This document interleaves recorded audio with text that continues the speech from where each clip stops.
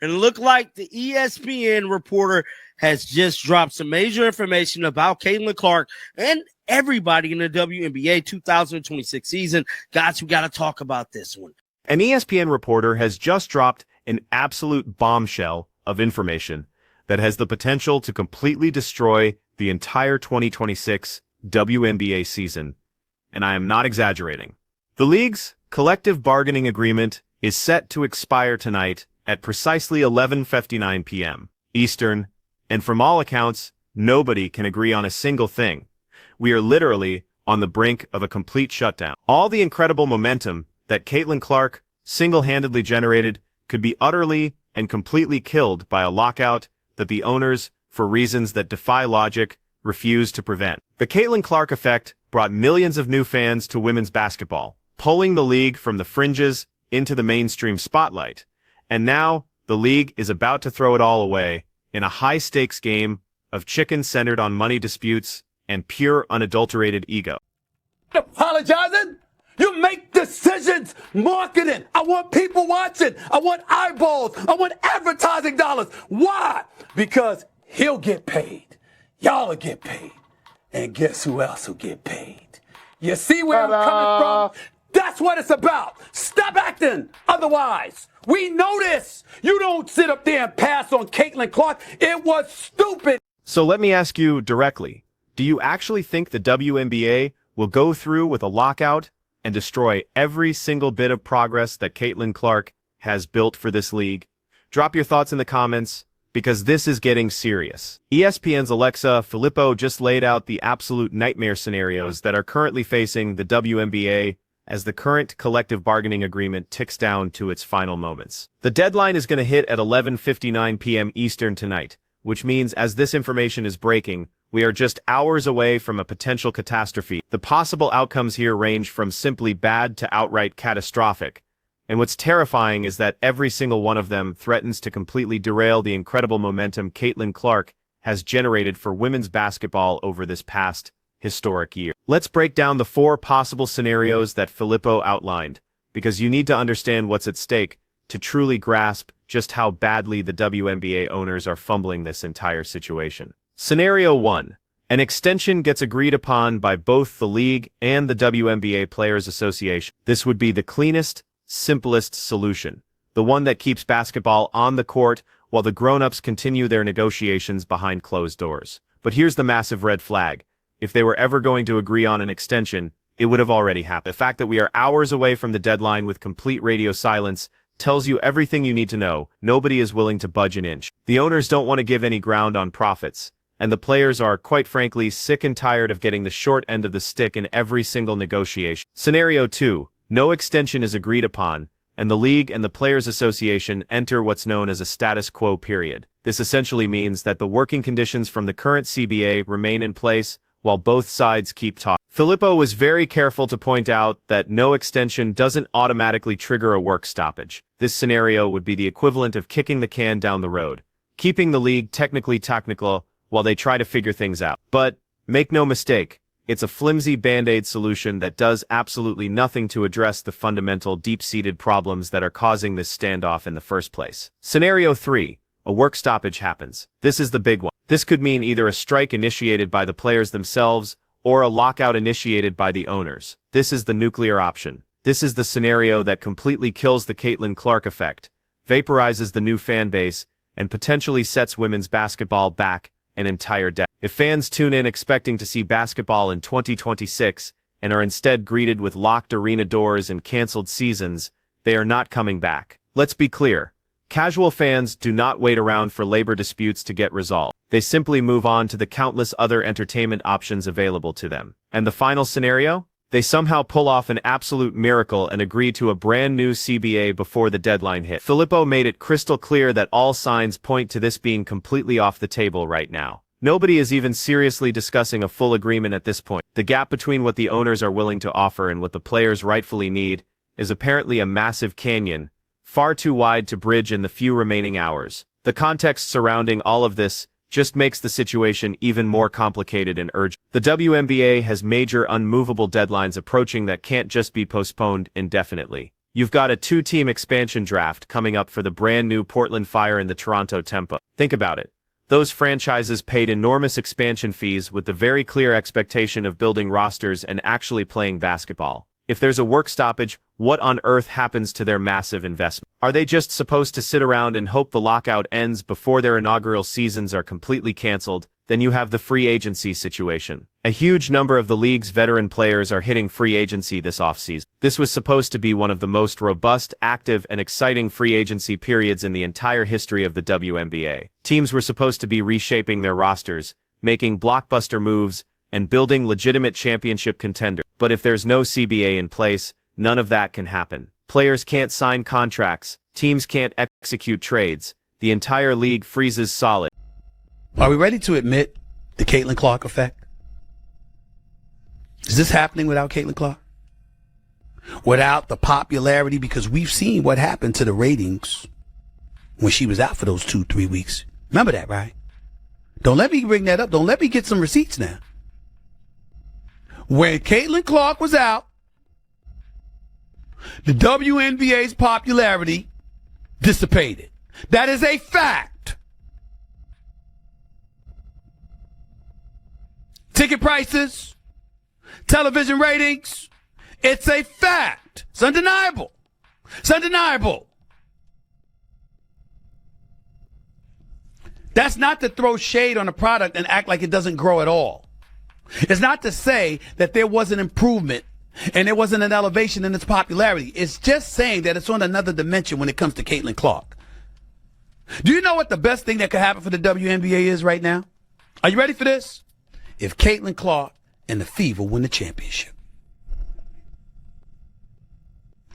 If that girl win the championship this early in her career. This brings us to a critical question, one that even people who cover the league for a living are asking with genuine concern. What in the world happens to the draft if there's a lockout? Does the WNBA lottery, an event that generates significant buzz, still even happen? Do they go through the motions and hold the draft, selecting a new class of players who can't actually sign a contract or even step on a court? The logistical nightmare of a work stoppage goes so far beyond just canceling a few games. We're talking about a systemic breakdown that affects every single facet of the league's operations, from player scouting to season ticket sales, threatening the very foundation of the sport's professional structure. Because this is the most popular women's basketball player in the world, and it ain't close. They had to move the Mystic game to an NBA arena. Name the time, and I'm going to turn it over to you because I don't want to get long-winded. I want somebody, one of our women colleagues, Stephen A., to tell me when a WNBA game has had to be moved because of a woman player. Just one. Just tell me one. Because I know in her attendance, she's averaging about 17,000. All the other WNBA games in which she's not a participant average about 7. So are we really trying to go the game? Is that what we're really trying to do? Or are we just talking about we're trying to grow the game and just bull-jiving? Now, let's zoom in and talk about what this means specifically for Caitlin Clark. Because let's be honest, she is the entire reason that millions of casual fans started paying attention to the WNBA in the first place. Clark delivered viewership numbers the league hadn't seen in decades, if ever. She sold out arenas, not just at home but on the road, across the entire country. She single-handedly made women's basketball appointment television for a massive audience who had never watched a single WNBA game before in their lives. The Caitlin Clark effect wasn't just hype, it was real. It was quantifiable, and it was incredibly valuable. But here's the harsh reality. Momentum is fragile, especially when you're dealing with casual audiences. These aren't the die-hard basketball fans who will follow the league through thick and thin. These are people who tuned in because Caitlin Clark was electric to watch, and the games were finally accessible. If those millions of people expect to see Clark play in 2026, and instead find out the season is canceled because billionaires and athletes can't agree on how to split a pile of money, they're gone, and they're not coming back. They will find other sports, other forms of entertainment, and other ways to spend their time and their money. The owners are making a catastrophic, franchise-altering miscalculation if they believe for 1 second they can just lock out the players and expect this new fan base to wait patiently until the negotiations are over. Sports fans in the modern era have incredibly short attention spans and virtually unlimited entertainment options. The WNBA finally, after decades of trying, broke through into the mainstream consciousness, and the owners are on the verge of squandering that historic breakthrough over what amounts to contract dispute. And here's the part that makes this whole situation especially infuriating. The WNBA was finally making real money. For decades, the league had been losing money, propped up by subsidies from the NBA. Then Caitlin Clark arrived, and the entire business model changed overnight. Television ratings absolutely exploded. Merchandise sales skyrocketed. Ticket sales went through the roof, with teams reporting unprecedented revenue. Corporate sponsorships that had ignored the league for years suddenly came calling with massive checks. The business fundamentals of the WNBA finally started to work. And what was the owner's response to finally having a profitable, growing product? To risk destroying it entirely by refusing to share those newfound profits fairly with the very players who made it all possible. It is a level of short-sighted greed that could permanently kill the golden goose. The timing of this potential lockout couldn't be worse for another critical reason. Competition is coming. Unrivaled basketball and other alternative leagues are strategically positioning themselves to grab WNBA talent. Unrivaled is offering competitive salaries, shorter seasons, and better working conditions. They are ready to swoop in and sign players the second the WNBA locks them out. Some of these alternative leagues have serious financial backing and legitimate, well-thought-out business plans. They are not going away. If the WNBA goes into a lockout and players start signing contracts with Unrivaled or other competitors, what happens when that lockout eventually ends? Do those players just come back? Do they try to honor their WNBA contracts while also playing elsewhere? The competitive landscape for professional women's basketball is shifting rapidly, and a lockout would accelerate that shift dramatically. For decades, the WNBA has been the only game in town in America. That monopoly is ending, and a lockout hands all the leverage to every single competitor trying to establish a foothold. The expansion situation deserves even more attention, because it reveals just how profoundly dysfunctional this entire process has become. Portland and Toronto paid massive expansion fees to join this league. Those fees were substantial investments, based on financial projections of continued growth. A growth driven almost entirely by the Caitlin Clark effect. Those cities are right now planning arena logistics, hiring staff, marketing their new teams, and trying to build fan bases from scratch. And now, they might not even have seasons to play because the existing teams and players can't figure out how to negotiate a new agreement. The Portland Fire and the Toronto Tempo deserve better than this. Their fans deserve better than this. They made a major commitment to women's basketball at the very moment the league was finally gaining serious traction, and the reward for that commitment might be watching their inaugural seasons get canceled before they even begin. Let's talk about the players' perspective for a moment, because it's easy to fall into the trap of blaming both sides equally, but the reality is far more complicated. WNBA players have been systemically underpaid for decades relative to the revenue they generate. They've been flying commercial while their NBA counterparts get charter flights. They've been playing in inadequate facilities while NBA teams get state-of-the-art practice court. They have been forced to do off-season work overseas just to make livable salaries, because WNBA wages alone often weren't enough to support a family. Now the league is finally making real money, and the players simply want their fair share. That's not unreasonable. That is basic labor economics. The product they provide is suddenly more valuable than ever before, and they want compensation that reflects that new value. The owners, apparently, don't want to give it to them, at least not to the degree the players are requesting. But here's the dangerous tightrope the players are walking.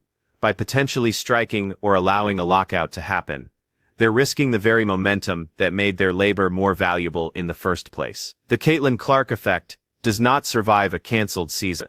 The casual fans do not come back after a work stoppage. The players might win the short-term battle over contract terms, but lose the long-term war over the league's viability and growth. The 30-day extension that brought us to this November deadline was supposed to create a sense of urgency for both sides to negotiate in good faith. The theory was that having a hard deadline would force compromise. Instead, it seems to have just created a high-stakes game of chicken where neither side is willing to blink first. The owners seem to think the players need the league more than the league needs any individual player. A stunning misread of the current moment. The players think the owners need the Caitlin Clark effect more than they need to protect their profit margins. Both sides might be disastrously wrong, and the primary casualty of their miscalculation will be the league itself. The media coverage of this impending crisis has been surprisingly muted given the stakes. Maybe it's because women's sports still don't get the serious attention they deserve from mainstream sports media. Maybe it's because everyone just assumes a deal will get done at the last minute, because the alternative is simply too catastrophic to contemplate. But the lack of urgent, widespread coverage means that the casual fans, the very people the league desperately needs to retain, probably don't even know this crisis is happening until it's far too late. When those fans try to buy tickets for 2026 games and discover there is no season, the WNBA will have lost them forever. You don't get a second chance to make a first impression, and thanks to Caitlin Clark, the league made an incredible first impression on millions of new fans. Wasting that opportunity would be unforgivable. The draft situation is particularly murky and deeply concerning. The WNBA draft is a major event that generates significant media coverage and fan interest.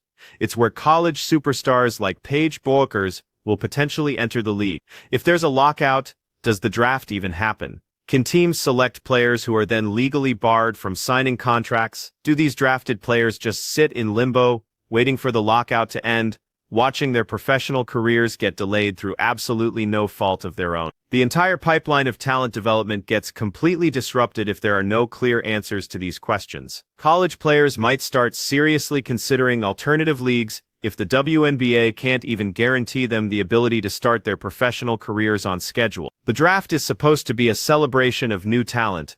Instead, it might become a national reminder of the league's dysfunction. And free agency being frozen is another unmitigated disaster. Players have been planning their next career moves for months. Teams have been strategizing about roster construction. Agents have been negotiating the frameworks for major deals. All of that work becomes completely worthless if there's no CBA in place to actually execute the contract. The league's competitive balance gets completely distorted because teams can't make the moves they need to improve. Star players get stuck on teams they want to leave. Franchises that were ready to make a championship push get frozen in place. And through all of this, Caitlin Clark just sits and waits. She has no control over these labor negotiations. She can't force the owners and the players to reach an agreement. She can only watch as the league that finally embraced her after initially and foolishly leaving her off the Olympic team now threatens to waste the entire phenomenon she created. Clark's personal brand and her marketability will survive a lockout. She has massive endorsement deals that don't depend on her actively playing. She has a global fan base that will follow her regardless of what uniform she's wearing. If Unrivaled or another league offers her a contract during a WNBA lockout,